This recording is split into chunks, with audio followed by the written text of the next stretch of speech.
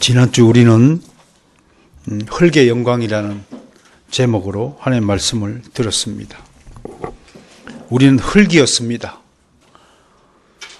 흙이 가지고 있는 5가지 의미를 여러분들에게 전했습니다. 흙은 가장 하찮은 가치였습니다.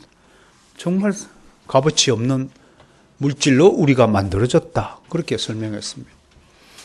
흙은 정말로 철저한 슬픔의 상징이었다. 그렇게 말했습니다. 그리고 좌절의 상징이었습니다. 그리고 완전한 패배, 그리고 영원한 죽음의 상징이다. 그렇게 말씀을 했습니다. 창세기 1장과 2장은 정말 장엄한 우주 창조와 인간 창조에 대한 유일한 기록이었습니다. 이러한 기록들을 살피면서 우주가 어떻게 창조되었고 우리 인간이 어떤 존재로 지음을 받았는가에 대해서 우리는 알게 되었습니다. 한편으로 이 창세기 1장과 2장은 3장으로 이어지는 하나의 관문이기도 합니다. 여기서부터 이야기는 갑자기 급반전을 이룹니다. 1장과 2장을 생각해 보세요. 하나님께서 천지 만물을 지으시고 보시기에 좋았다. 이 이야기는 하나님이 크게 만족했다. 그런 뜻입니다. 여러분 자식을 다 낳아놨을 때 어떤 기분이 드시던가요? 자식을 낳아보는 분들 얼마나 그 토부라는 단어가 그런 때를 나타납니다. 얼마나 고슴도치도 지 새끼 이쁘다고 하지 않습니까? 그게 자식에 대한 부모의 마음이듯이 이렇게 우주 창조를 해주시고 인간을 창조하신 하나님의 마음이 그래야 했다는 얘기입니다. 자신의 형상을 꼭 빼닮은 아담을 지어놓고 얼마나 그 아담이 사랑스러운지 늘 에덴 동산에서 아담과 함께 그늘면서 하나님은 산책을 즐겼습니다. 그럼에도 불구하고 그가 혼자 있는 것이 좋지 않아 보여서 돕는 배필, 즉 여자를 지으시고 둘을 부부로 삼아 하나로 만들어 주셨습니다. 아담은 이 여자가 얼마나 좋았던지 내 뼈 중에 뼈요, 살 중에 살이다. 2장 23절을 해서 이렇게 고백을 했습니다. 두 사람에게 에덴은 천국이었습니다. 행복의 전당이었습니다. 그 행복이 영원할 줄 알았습니다.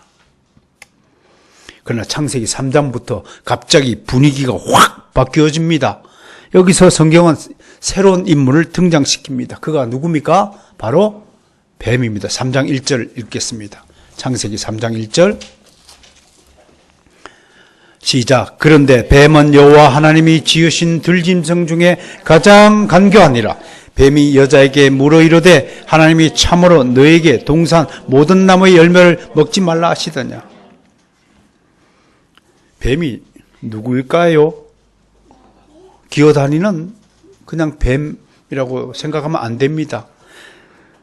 계시록 12장 9절을 보면 이 뱀의 정체가 드러납니다. 계시록 12장 9절을 가보겠습니다.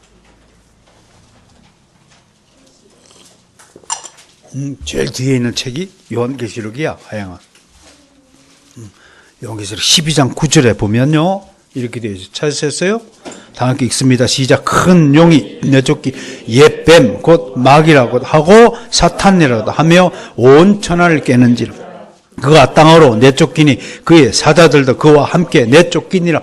여기서 옛 뱀이라고 성경은 분명히 기록하고 있습니다. 왜 옛 뱀이라고 그랬을까요?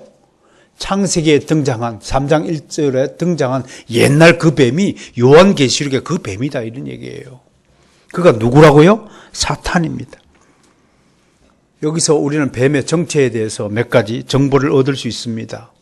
첫째, 그는 악의 우두머리인 마귀입니다. 다른 별칭으로 세이탄, 사탄이요, 큰 용이요, 옛뱀이요, 악한 자, 즉 디아블로스요, 벨리알이요, 이 세상 신이요, 공중 권세 잡은 자요, 거짓의 아비 등 부지기수 별칭으로 불리는 자입니다. 한마디로 사탄은 첫 번째 범죄자이자 거짓말쟁이입니다.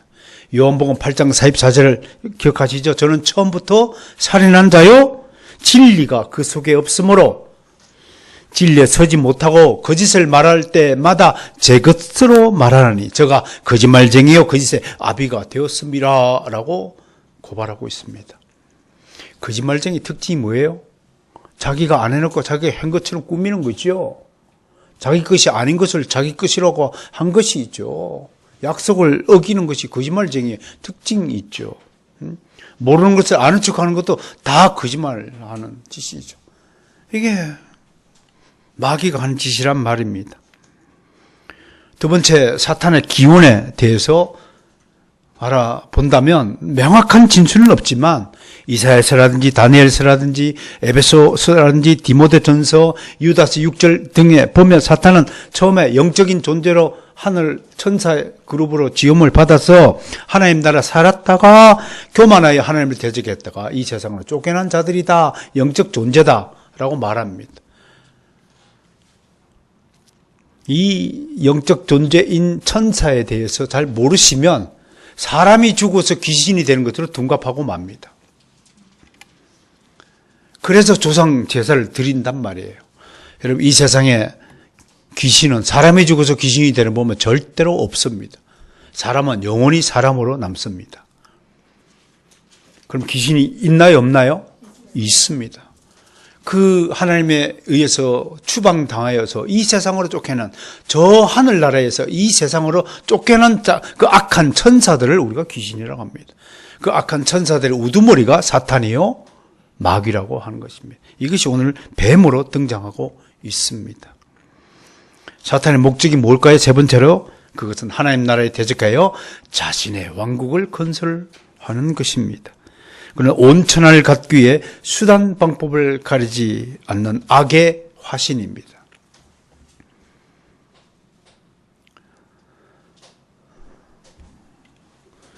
여러분, 예수 믿지 아니하고 거듭나지 않은 사람은 악의 화신들입니다. 왜 악의 화신이냐? 내가 잘 먹고 잘 살기 위해서 수단과 방법을 가리지 않기 때문에 그렇습니다. 우리가 옛날엔 그런 자들이었습니다. 양심이고 뭐고 길바닥에서 돈을 76만 원을 주어 본 적이 있습니다. 저는 그때 꽤 괜찮은 그리스도인이라고 스스로 자부했습니다. 그런데 그 76만 원을 가지고 얼마나 갈등에 빠졌는지 모릅니다. 제가 그런 작자였습니다.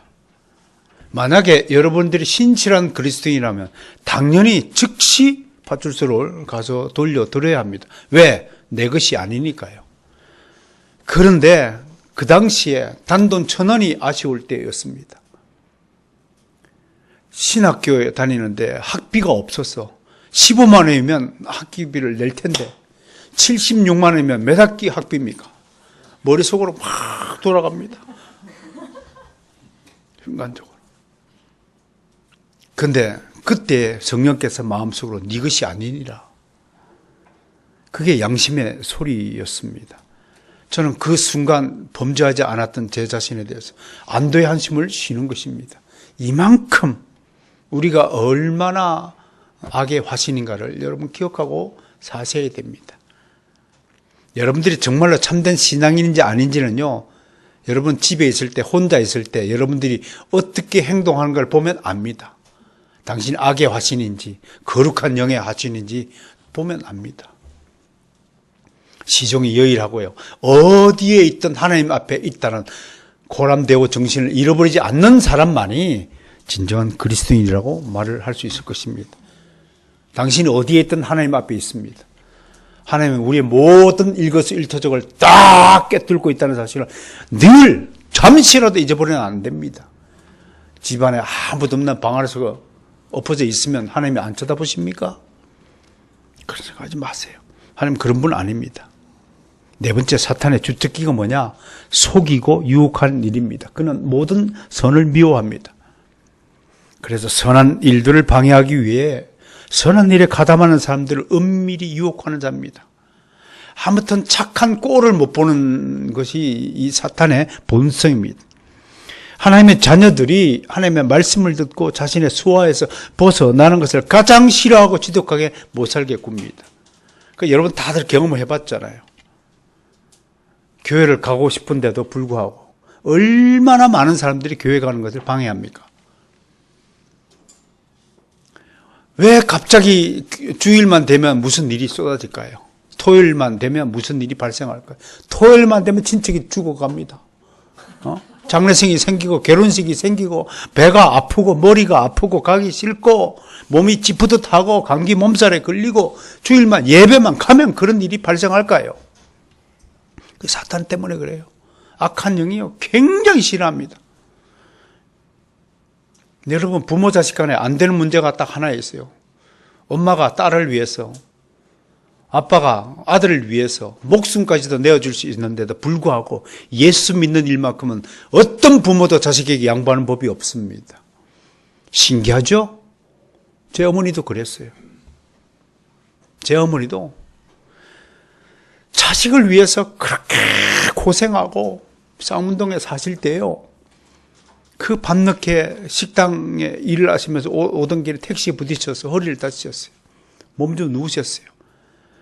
그럼에도 불구하고 다 낫지도 않은 몸을 이끌고 자식을 위해서 일 들어가 식당에서 또 일하고 그랬던 제 어머니이세요.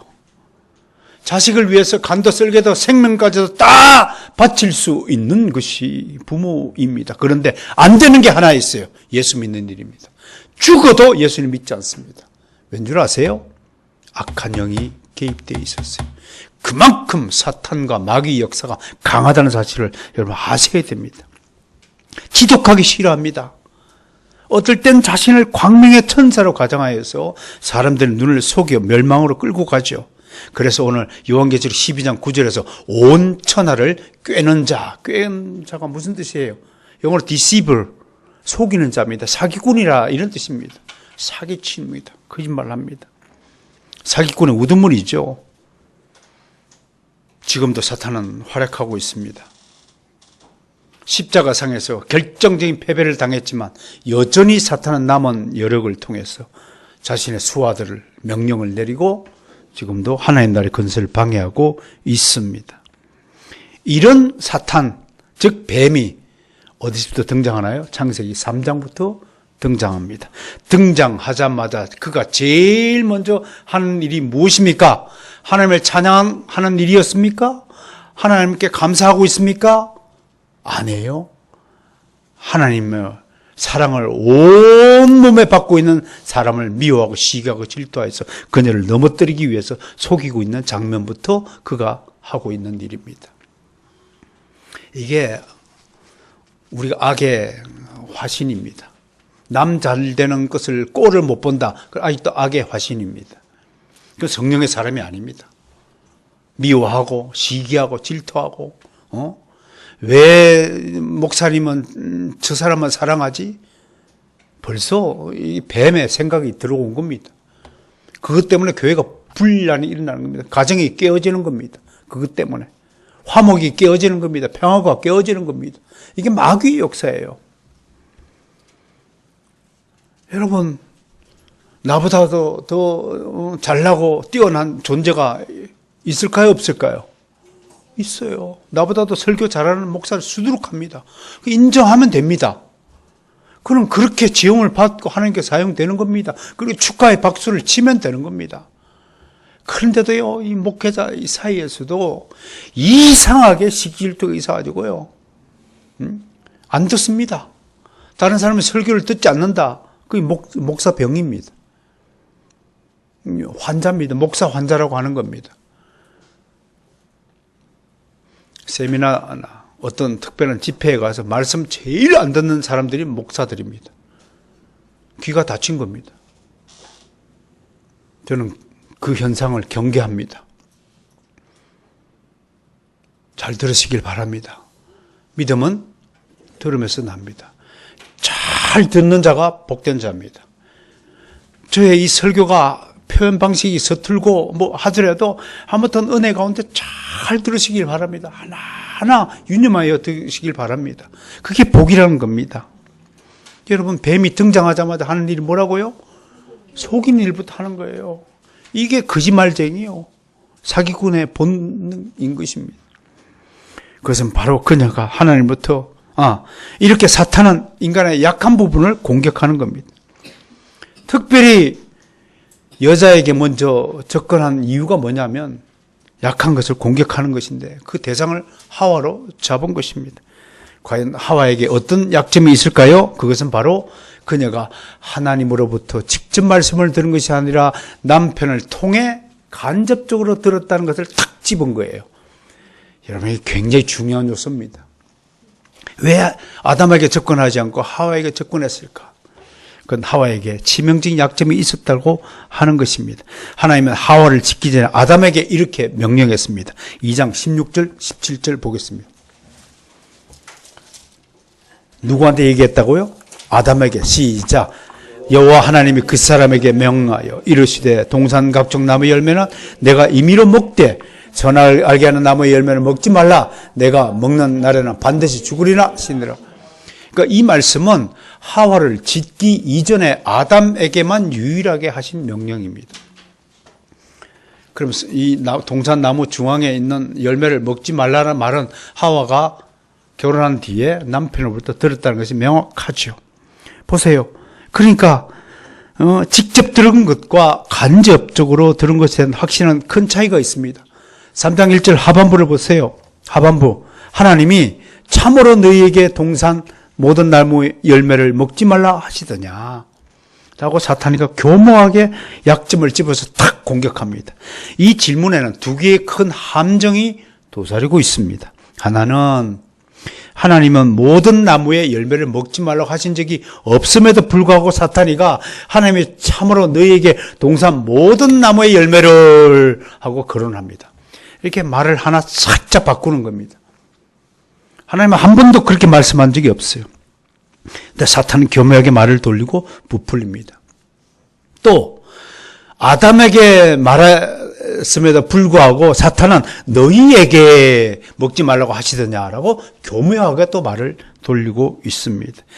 청자를 확대하여 아담이 아니라 너희 둘에게 말을 한 적이 없다냐. 그럼 말이 맞죠. 하와에게는 직접 말하지 않았으니까요.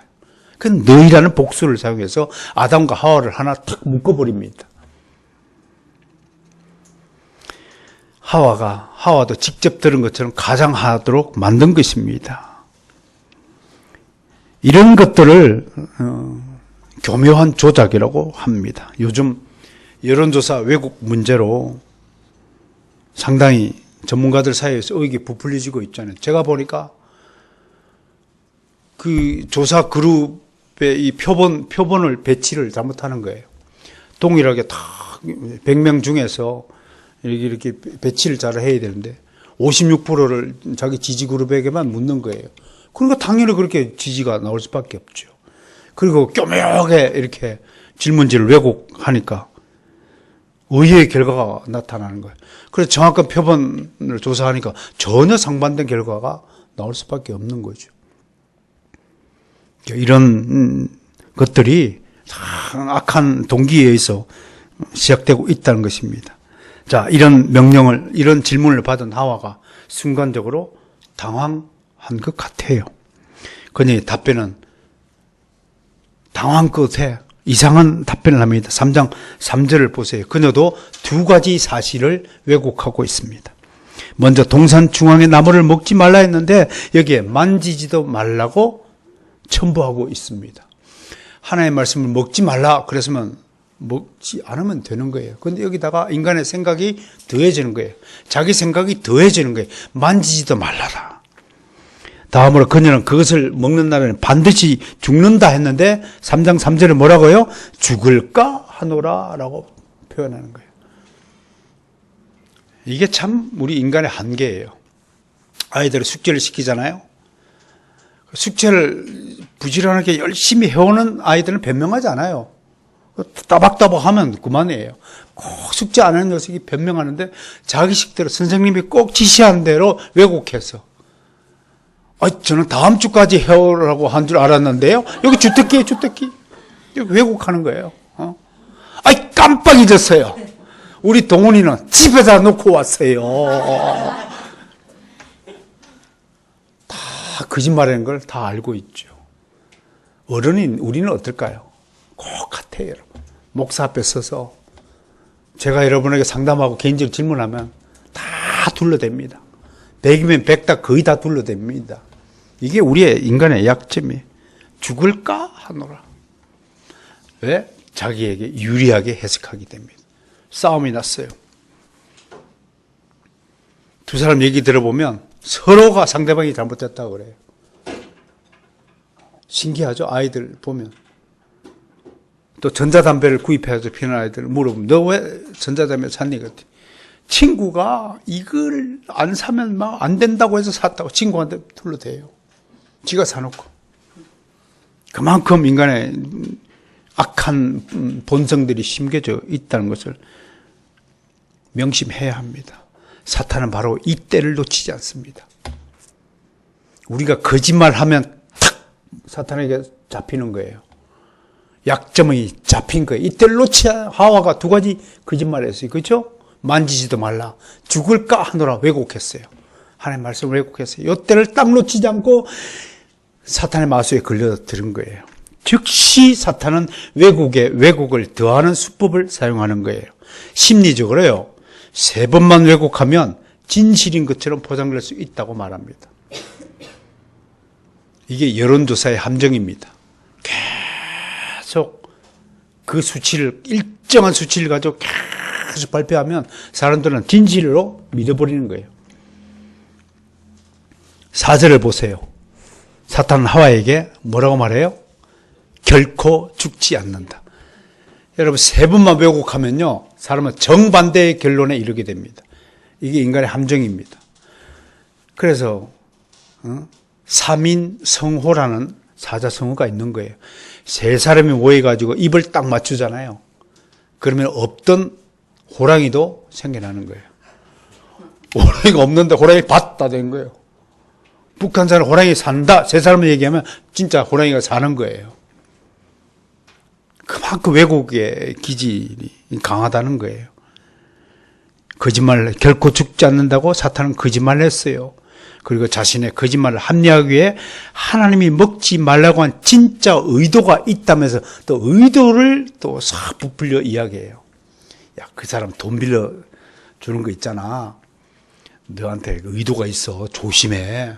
그분은 진짜로 그분이 잘 되기 위해서 그냥 헌금으로 드린 건데 그 의도를 왜곡하는 거예요. 진짜 의도 있어. 다음에 반드시 대가를 요구한다? 그 조심해. 이런 식으로 자꾸 의혹을 부풀리는 세력들이 있어요. 참을한 그럴싸한 논리죠. 먹지 말라고 진짜 의도를 조작하여 하와에 긴장시키는 것, 이런 것이 사탄의 교활한 수법이에요. 거짓말은 또 다른 거짓말을 낳듯이 죄는 계속해서 더해지고 발전합니다. 우리 속담에 바늘 도둑이 소 도둑 되는 거예요. 계속 발전한 거예요. 여러분 이렇게 주일날 모여서 거룩한 예배에 동참하고 하나님을 확 찬양하는 이 모습을 계속 하길 원해요. 이날 일요일 날만 하길 원해요. 계속 하길 원하지요? 대답이 좀 약하네. 계속 해야죠. 그러면서 집에만 가면 엎어지죠. 엎어지잖아요. 그냥 가자마자 TV 켜고, 그게 습관처럼 되어 있잖아요. 가자마자 성경을 읽고, 오늘 가자마자, 오늘 목사님 설교를 다시 한번 리바이벌 해야지. 그런 성도가 있을 줄로 믿습니다. 그런데 그렇지 못해요. 계속 죄는 반복되어지고 더해지고 발전하는 속성이 있어요. 바늘 도둑이 소도둑 되는 거예요. 별일 아닌 잘못을 계속 방치하면 점점 나쁜 습관이 되고 나쁜 습관은 결국 범죄 행위로 이어지는 거예요. 죄는 죄를 낳고 세월과 함께 키가 자라고 몸집도 커지고 규모도 방대해지고 수법도 대범해지고 치밀해지는 거예요. 그게 죄의 특성이에요. 일순간의 판단착오로 하와는 하나님이 금지한 나무 열매를 따먹고 말았습니다. 먹음직하고 보암직하고. 홈쇼핑 보면 나 하와의 심정을 알 것 같아요. 얼마나 사고 싶은지 그 순간에. 그게 하와의 심정이에요.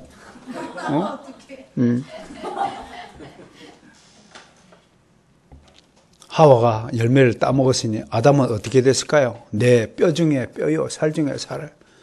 여보, 내가 당신을 너무 사랑하는데 당신 혼자 죄를 뒤집어 쓰는 걸 내가 꼴을 못 보겠다.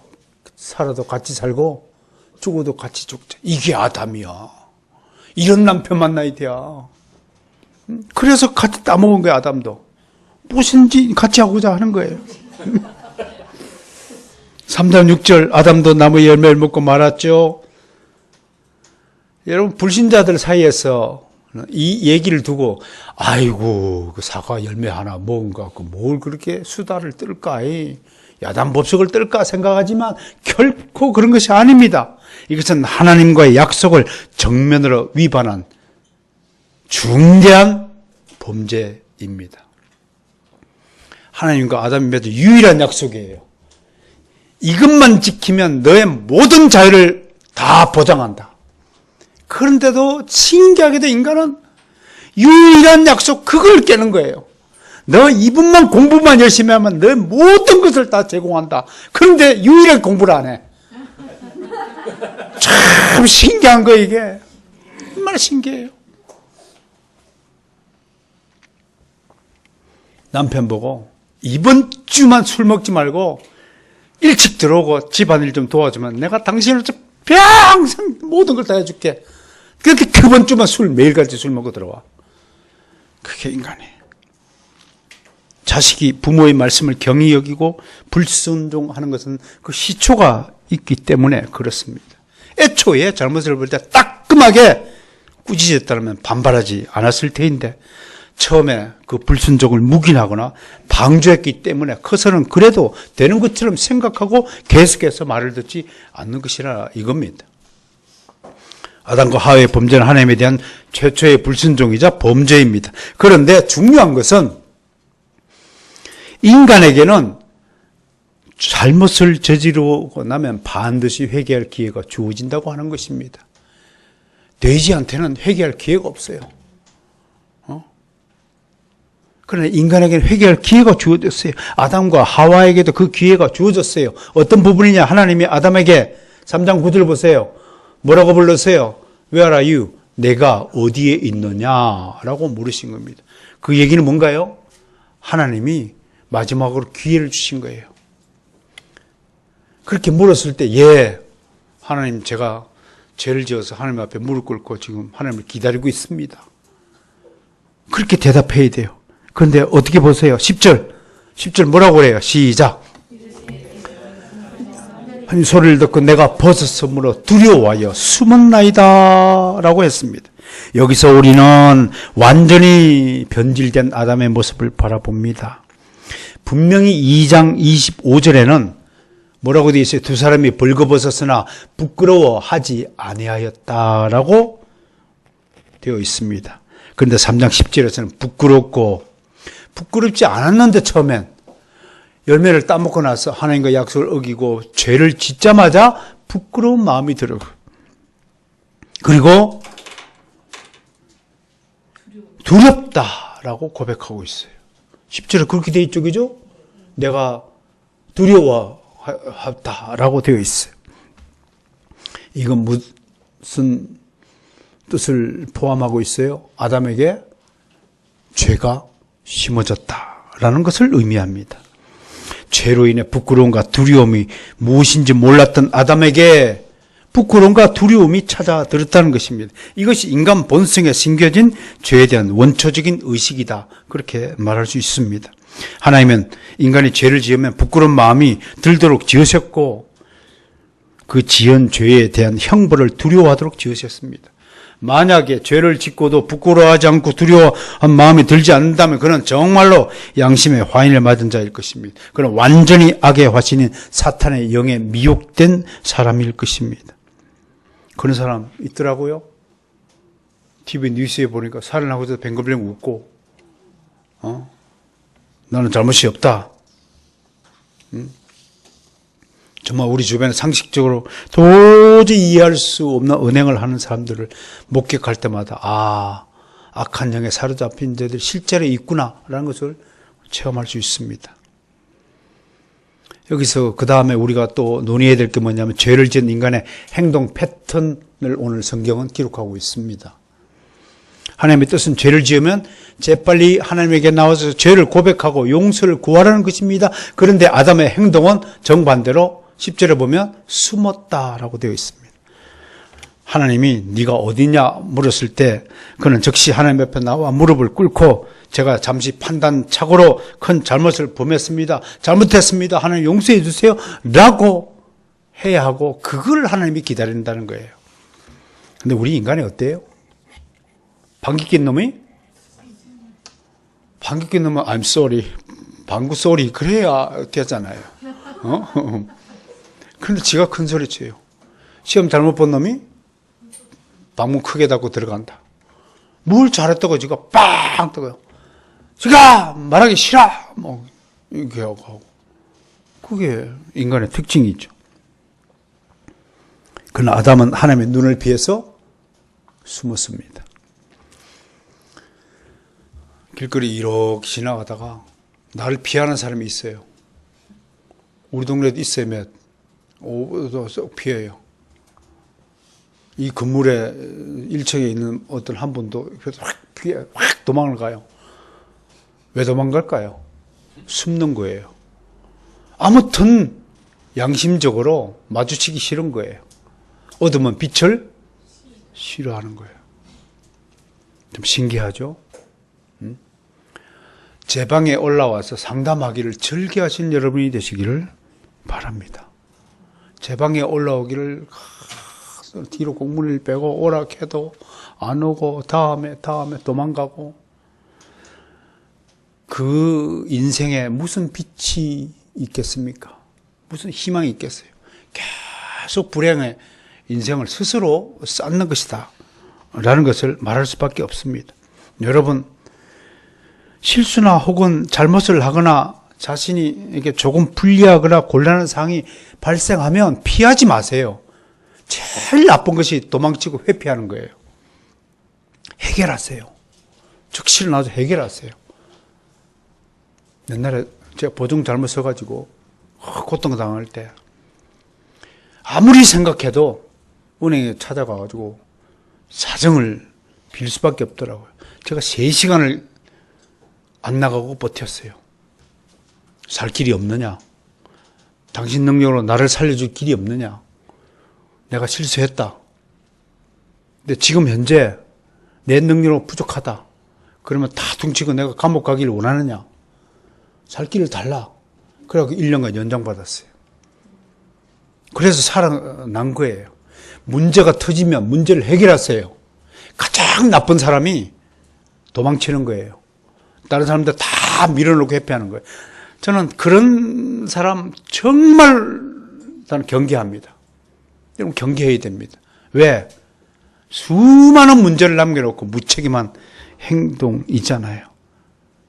여러분 잘못을 저지르면 반드시 심판받으세요. 형벌을 받으세요. 당당하게. 내 자식 잘못하면 당당하게 파출소로 끌고 가서 죄를 받게 하세요. 그게 진짜 사랑입니다. 그게 자식을 훌륭하게 만드는 첩경이에요. 그게 하나님의 뜻이에요. 죄는 반드시 심판이 따릅니다. 아무리 조그만 죄라도 하나님은 그것을 어물쩍하게 그냥 넘어가지 않습니다. 당신들처럼 자식을 그렇게 키우지 않는다 이런 말이에요. 그렇게 키우지 마세요. 당당하게 키우세요. 친구한테 잘못하면 반드시 손에 끌고 와서 친구 앞에서 I'm sorry라고 말을 하도록 시키세요. 그게 하나님의 교육이에요. 넘어가지 않아요. 반드시 죄에 합당한 벌을 받도록 하십니다. 우리는 이런 하나님의 정당하심에 감사해야 합니다. 당당하게 좀 사세요. 꿀리지 말고 죄 지면 꿀릴 수밖에 없어요. 당당하게 사세요. 당당하게 사랑하시고 존중할 자를 당당하게 존중하시고 성실하게 존중하시고 그런 인생을 살아야 합니다. 만약에 하나님이 죄에 대해서 정당한 심판을 단행하지 아니하신다면 하나님은 불공정하고 불의를 묵인하시는 분으로 오해받으실 것입니다. 그러나 하나님의 공의의 속성상 이런 일은 불가능합니다. 그런데 이제 다음에 살펴볼 것은 죄의 형벌에도 순서가 있고 경중이 따로 있습니다. 3장 14절부터요 기록된 하나님의 심판을 보세요. 제일 먼저 이 모든 죄의 최초 원인자인 뱀을 징벌했습니다. 그 다음은 누구를 해요? 아담에게 나무 열매를 먹도록 한 하와에게 죄를 문책하시고, 그 다음에 마지막으로 아담을 문책하시는데, 여기서 중요한 요소가 뭐냐면 뱀에 대해서는 14, 15절 두 절을 할애하시고, 여자에 대해서는 16절 단 한 절만 성경을 할애하시고, 아담에 대해서는 몇 절을 할애하십니까? 17, 18, 19절 세 절을 할애하신다고 하는 것입니다. 이것은 최종적인 책임이 누구에게 있다고요? 인류의 대표자인 아담에게 있다는 사실을 분명히 말하고 있습니다. 자, 죄의 순서는 누가 제일 먼저 죄를 지었어요? 뱀이 지었어요. 그 뱀을 먼저 심판하는 거예요. 그 심판의 강도는 경중은 갈수록 더해지는 거예요. 자, 뱀이 몇 가지 징벌을 받았냐 보면 세 가지 징벌을 받았죠. 첫 번째,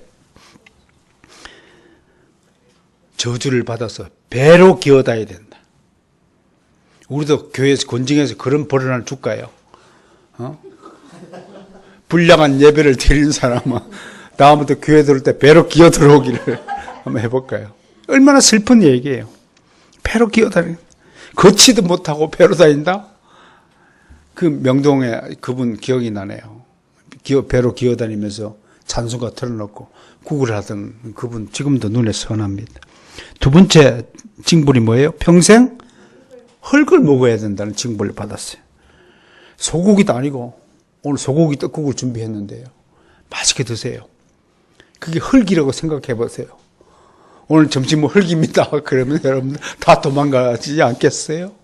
얼마나 저주의 결과입니까? 세 번째로 뱀은 여자의 후손과 원수가 되어서 뭘 다친다고요? 머리를 다친 거예요. 이 성경의 기록이 기가 막힙니다. 마귀 사상을 가진 사람은 우리가 보기에도 좀 이상한 사람이죠. 이게 마귀에게 낸 형벌이에요. 머리가 다친 사람이에요. 비정상적인 생각을 하는 거예요. 머리가 다쳤기 때문에 그렇다는 사실을 유념해야 됩니다. 여자의 후손이 누군가요?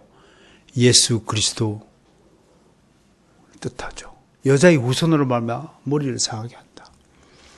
그럼 예수 그리스도를 믿지 않은 사람들은 머리를 다친 사람이다. 그래서 결코 건전한 사상을 가질 수 없다는 것을 성경이 지금 명확하게 선언하고 있는 거예요. 오직 예수 그리스도의 사상으로 무장했을 때 바른 판단, 가치관, 세상관을 가질 수 있다는 사실을 유념하시길 바랍니다. 이제 여자는 두 가지 형벌을 받았어요. 첫 번째, 임신하는 고통을 받았습니다. 저는 이런 걸 생각하면 남자로 태어난 것이 너무 다행스러운 거예요. 우와, 그 10달 동안 애를 배에다 넣고 끌고 다니면서 뒤뚱뒤뚱 하면서 얼마나 고통스러울까요? 우리는 모릅니다. 해산할 때 얼마나 그 고통스러운지. 근데 고통 중에서 가장 큰 고통이다. 그렇게 아무튼 이론적으로는 그렇게 이야기해요. 주여, 임신하는 고통을 받지 않게 하시니 감사합니다. 우리 시현 씨 임신하는 고통을 받기 위해서 저렇게 기도를 하는 모습 보면 참 대단합니다. 다음으로 여자에게 되는 형벌이 뭔 줄 아세요? 여자는 남편을 원하고 남편 여자를 다스린다. 이게 절대 법칙이에요. 그래서 여자는 교회에서 잠잠하라. 여성 지도자, 교회에서의 여성 지도자를 하나님 허락지 않는 거예요. 여자의 운명이에요. 남자 없이는 살 수 없도록 여자의 운명을 그렇게 지었다는 것입니다. 그리고 자기가 원해놓고, 여러분 보통 상식적인 뭐예요? 내가 회사를 꾸렸어요. 내가 사장이면 내가 직원들을 다스려야 되잖아요. 근데 거꾸로 내가 회사를 다스린다, 내가 다스림을 받는 징벌을 받았다고 하는 것은 이건 굉장한 의미가 있는 거예요. 역전의 현상이 벌어진 거예요. 여자는 남편으로부터 씨를 받아야 자식을 잉태하고 출산을 합니다. 그 여자를, 남자를 원한다라는 것은 남자로부터 뭔가를 받아야만 여자가 생산이 된다는 것을 말하는 거예요. 밭은 씨가 있어야 밭은 열매를 맺죠. 그런 이야기를 하는 겁니다. 끝으로 아담에 대해서는 5가지 사항이 언급되고 있어요. 살펴봅니다. 첫 번째, 아담의 죄로 인해서 제일 먼저 누가 저주를 받았냐면 땅이 저주를 받았어요. 밭이 저주를 받았다. 이는 아담이 땅의 대표자라는 것을 말합니다. 땅의 대표자로 세움을 받았다는 것을 말합니다. 그런데 그 대표자가 범죄하자마자 그 기반인 땅이 저주를 받아서 아담을 괴롭게 하는 생산물을 엉겅퀴를 내고 가시 등굴을 내도록 받았다는 것입니다. 두 번째, 아담은 수고하여야 땅의 소산물을 먹도록 징벌을 받았어요. 땅에 가시 등불과 엉겅퀴를 피해 먹거리들을 분리해야 하는 수고로움입니다. 옛날 같으면 어땠어요? 아무 것이나 따먹어도 아담에게 걸릴 것이 없어요. 다 좋은 먹거리들이었어요. 그런데 이제는 골라서 먹어야 돼요. 분리해야 돼요. 가시 다 분리하고 껍질 벗기고, 옛날에는 아마 그 에덴 동산일 때 껍질 벗기고 먹었다는 말이 없잖아요. 뭐든지 다 맛있더라고요. 하나님 땅에 저주를 받아서 모든 열매마다 껍질을 다 두고요. 껍질을 벗겨야만 열매를 먹을 수 있도록 됐다. 이 얘기입니다, 여러분. 돈을 벌어야 먹고 살죠? 그게 우리에게 주신 고통입니다. 세 번째로 아담에게 내려진 형벌은 전에는 온 천지에 먹을 것이 가득했다면 이제는 특정한 지역, 즉 밭의 채소로 먹을 수 있도록 특정한 지역을 국한시켰다는 겁니다. 기업의 축속이죠. 다른 식물들은 저주를 받아 독성이 가득하여 먹을 수 없게 되었음을 시사하는 내용입니다. 네 번째로 아담은 평생토록 얼굴에 땀을 흘려야 한다는 형벌을 받았습니다. 남자들이요, 그래서 땀을 흘려야 되는 겁니다. 열심히 일을 해야 하는 것입니다. 인생은 잠시 잠깐 고난 중에 있을 수 있지만 영원토록 고난 당한다면 그것은 살아서나 지옥의 인생일 것입니다. 그래서 감옥에서도 제일 고통스러운 죄수들은 무기징역형을 받은 자들이라고 합니다. 고통이 심하면요, 죽는 것이 더 낫다라고 말하지 않아요. 희망이 없는 거예요. 감옥에서 나갈 희망이 있어야 뭔가 감옥에서도 열심히 할 텐데 희망이 없는 거예요. 그러니까 그냥 캐서라 되는 대로 사는 거예요. 오늘이나 내일이나 어제나 오늘이 다 동일한 그날 뿐이에요. 꼭 같았네요. 얼마나 무서운 일입니까? 희망이 사라졌다는 것. 마지막으로 아담은 흙으로 지음을 받았으므로 다시 그 원인은 흙으로 돌아간다는 것입니다. 원래 아담은 비록 땅에 흙으로 지음을 받았지만 수명이 다음에 그대로 하늘로 돌아가도록 지음을 받았을지도 모르겠다라는 생각을 해봤습니다. 그럴 수도 있잖아요. 에녹이 하늘로 승천했잖아요. 전체로. 그걸 보여주는 성경 구절이 있기 때문에 원래 아담은 죽어서 흙으로 돌아간 것이 아니라 죽어서 하늘로 올리움을 받은 채로 올라가도록 지음을 받았을지도 모릅니다. 그러나 아담의 몸은 이제 죄의 몸이 되었죠. 죄의 몸을 가진 채 천국에 입성할 수 없습니다. 그래서 죄의 몸은 지음을 받은 원천인 땅의 흙으로 되돌아가게 되었다는 말입니다. 이것은 죄의 몸과 하늘의 분리를 말합니다. 이 분리를 다시 이어준 분이 예수 그리스도이십니다. 죄인으로 태어나 죄 가운데 살다가 주 예수 그리스도의 대속의 은혜와 구속의 공로에 힘입어 이제 우리는 비록 죄의 몸을 흙으로 돌아가게 되었지만 우리 영혼은 구원을 받아 영원한 천국에서 살게 되었다는 것입니다. 뿐만 아니라 주님이 재림하실 때에는 완전히 새로워진 몸으로 다시 부활한 축복을 누리게 되었다는 것입니다. 이보다 더 기쁘고 좋은 소식은 없다고 하는 것입니다. 오늘 우리는 인간이 왜 죄인이 되었는가? 왜 인간의 인생의 불행의 어두운 그림자가 찾아들었는가? 그 원인과 결과에 대해서 하나님의 말씀을 들었습니다. 우리가 하나님의 약속을 어긴 배신자였기 때문에 이 모든 불행이 우리에게 찾아들었다고 하는 것입니다. 그리고 죄의 결과 곧 사망이다. 로마서 6장 23절 말씀입니다. 인간의 배신에 따른 하나님의 형벌이자 심판의 결과가 우리에게 밀려들었습니다. 바울 사도는 이에 대해서 이렇게 기록했습니다. 그러므로 한 사람으로 말미암아 죄가 세상에 들어오고 죄로 말미암아 사망이 들어왔나니 이같이 모든 사람이 죄를 지었으므로 한 사람이 죄를 지었는데 모든 사람이 죄를 지었으므로 사망이 모든 사람에게 이르렀다 하고 로마서 5장 12절에서 고발하고 있어요. 그리고 한 발 더 나아가서 5장 18절에서 그런즉 한 범죄로 많은 사람이 정죄에 이른 것 같이 한 의로운 행위로 말미암아 많은 사람이 의롭다 하심을 받아 생명에 이르렀다라고 선언하십니다. 이 놀라운 반전의 역사를 바라보세요. 창세기 3장 1절에서 갑자기 에덴 동산에 뱀이라는 놈이 등장했고 하와를 꼬드기고 아담을 실족시키고 그렇게 해서 범죄한 인간의 인류의 역사를 만들기 시작했습니다. 그것도 하나의 급반전이었습니다. 그리고 예수 그리스도가 오기 전까지 우리의 모든 인류는 원죄 가운데 살 수밖에 없었습니다.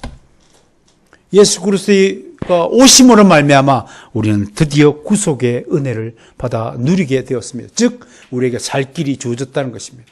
즉 감옥에서 나갈 수 있는 희망이 생겼다고 하는 것입니다. 그리고 이제 우리는 모든 그리스도의 은혜를 받아서 자유의 몸이 되었습니다. 오늘 두 가지 교훈을 꼭 기억해 주시길 바랍니다. 인간의 배신으로 말미암아 우리가 저주를 받고 형벌을 받았다는 사실을 유심하면서 첫 번째, 우리 안에 늘 배신의 씨앗이 자라고 있다는 것을 유념해야 합니다. 우리 모두는 배신자입니다. 분리하면 전부 토끼입니다. 분리하면 모습을 싹 감추어 버립니다. 나타나지 않습니다.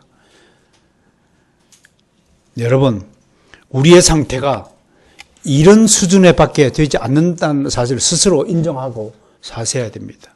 배신자입니다. 하나님은 절대로 배신의 행위를 용납하지 않습니다. 혹여 여기 있다가 다른 교회로 옮길 때도 참 당당하게 오셔서 저한테 상담하고 결정하시기 바랍니다. 하나님이 가장 미워하는 것이 결정해놓고 통보하는 것을 가장 미워하십니다. 그건 인본주의의 핵심이기 때문에 그렇습니다. 하나님의 주권주의를 믿는 사람은 하나님께 먼저 의뢰하는 겁니다. 당신들의 담임 목사에게 와서 상담하는 겁니다. 이러저러하게 되는데 여러분, 하나님과 상의하지 않고 영적인 교사인 여러분들의 담임 목사와 상의하지 않고 여러분들 마음대로 결정하고 선택하고 해놓고 나중에 통보해놓고 도망치든 내빼는 자가 있다면 그건 하나님의 축복을 여전히 받지 못할 것입니다. 이건 명확한 진리입니다. 배신하지 마시길 바랍니다. 두 번째, 그리스도의 구속을 생각하면서 뱀의 속임을 받아서 저주를 받은 우리가 그리스도를 말미암아 구속을 받았다는요, 자유의 몸이 되었다고요, 영원한 감옥에서 해방이 되었다는 이 기쁨에 감사해야 됩니다. 정말 감사하시길 바랍니다. 여러분, 내가 하나 물어볼게요. 여러분, 만약에 저주를 받아 여러분들 중에 말을 못하는 것이 좋습니까? 눈이 안 보이는 것이 좋습니까? 듣지 못하는 것까지 있네요. 듣지 못하는 벌을 받았으면 좋겠습니까? 앞이 안 보이는 벌을 받았으면 좋겠습니까? 둘 중에 하나님이 이제 골라라 하면 어느 쪽이에요, 여러분? 네? 듣지 않는 것? 또 보지 않으면 답답하지 않을까요? 여러분, 어떤 벌을 받고 싶어요? 한번 생각해 봐야 돼요. 물론 처음 생각은 둘 다 안 받기 싫어. 그게 본능이죠. 만약 받아야 한다면 여러분, 조사 결과가 있어요. 보지 못하면요, 사물과 격리가 된답니다. 듣지 못하면 사람과 격리가 된답니다. 무슨 뜻인지 알겠어요?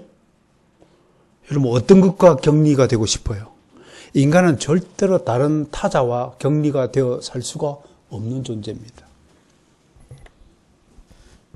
그런데 이 두 가지를 동시에 받은 사람이 있어요. 그분이 헬렌 켈러예요. 두 가지 다 저주를 받았어요. 그런데 두 가지 감각을 잃어버린 대신에 헬렌 켈러가 무슨 감각을 하나님으로부터 받았어요? 영적인 감각을 받았어요. 눈이 보이지 않지만 영적으로 다 보이는 축복을 받았어요. 사람의 말은 다 들리지 않는데 하나님의 말 음성은 듣는 귀를 가지게 되었어요. 그것이 헬런 켈러의 축복이었어요. 그가 뭐라고 합니까? 사지 멀쩡한 우리는 흙옷 날 불평을 입에 달고 다니는데 그녀는 모든 것이 살아있음에 감사하다고 고백하지 않았습니까? 감사가 무엇인 줄 아세요? 감사는 우리 영적 생활을 풍부하게 하는 비타민이다. 그렇게 말할 수 있습니다. 여러분 감사하세요. 옆 사람 보고 인사합시다. 있어줘서 감사합니다. 함께 예배해서 감사합니다. 우리 어머님 두 분 계시잖아요. 저는 이것도 신비한 연합이고 역사라고 생각해요.